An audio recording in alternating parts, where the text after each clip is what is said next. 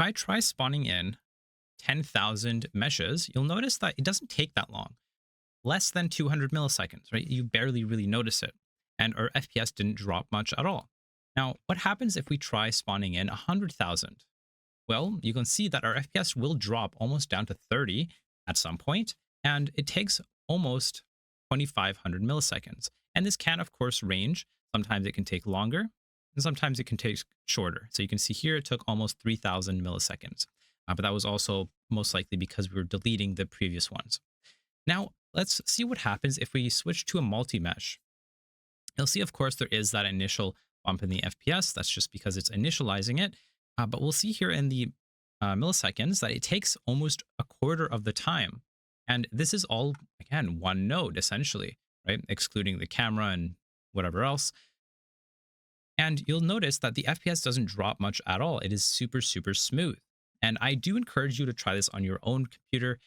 I currently am using a GeForce 5090, which is why most likely it's going to be smooth no matter which one I do, multi-mesh or individual. But again, not everyone has this kind of GPU. So this is the advantage of using a multi-mesh. But let's take a look at how we can actually implement this into Godot, because multi-meshes don't just come pre-packaged for you. To start off, we'll first find and group all the mesh instances that we can find. So we'll create an array, mesh instances, and simply just for loop through all the children, and then append them to that mesh instance. We'll then group them, whether they're mesh boxes, cylinders, whatever, because we do have to make sure that all these meshes are the exact same if it's a multi-mesh.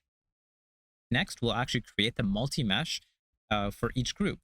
So every group that we have, whether it's a box or whatever, we will essentially for loop through the groups. We'll start off by creating a multi-mesh.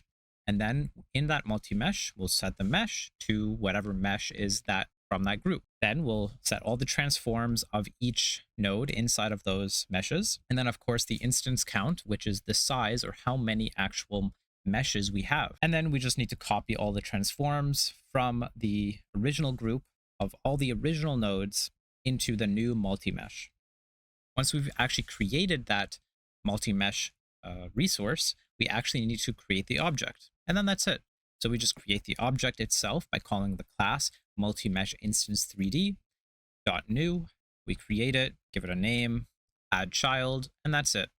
We can also save the path as well. So that way we can have it in our actual folders and physically see it inside of our folders.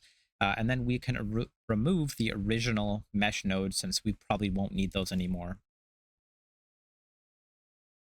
All right, so here we have a typical scene with the rocks, which is essentially the holder of all the rocks we have.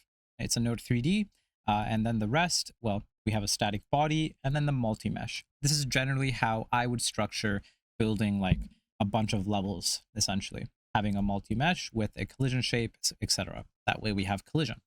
Now, let's just imagine I duplicate this a few times, and I want to do a bunch of, duplicating, make my level. Obviously, this isn't a real level, by the way, but, just for the example, we have our rocks now, and here is our multi-mesh. Now, to show that our multi-mesh is empty, you'll see when I hide my rocks, it's gone. There's nothing there.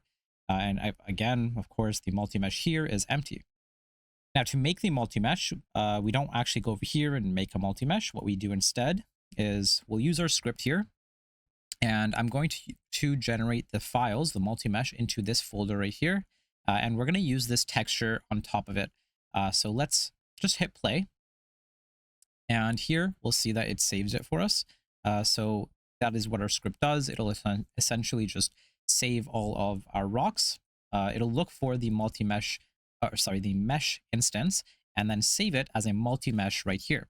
Now, what we can do is hide this and load in our multi-mesh into our multi-mesh instance.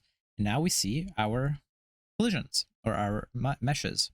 We can see inside of this that we can go to the mesh itself and the mesh. Now, if you want to put the texture, what we can do is simply add this to the material, and there we go. That's it.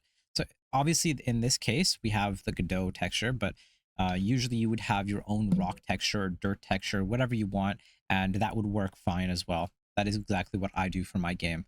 And you'll see here in the buffer that this is the array that essentially holds the information of the multi-mesh.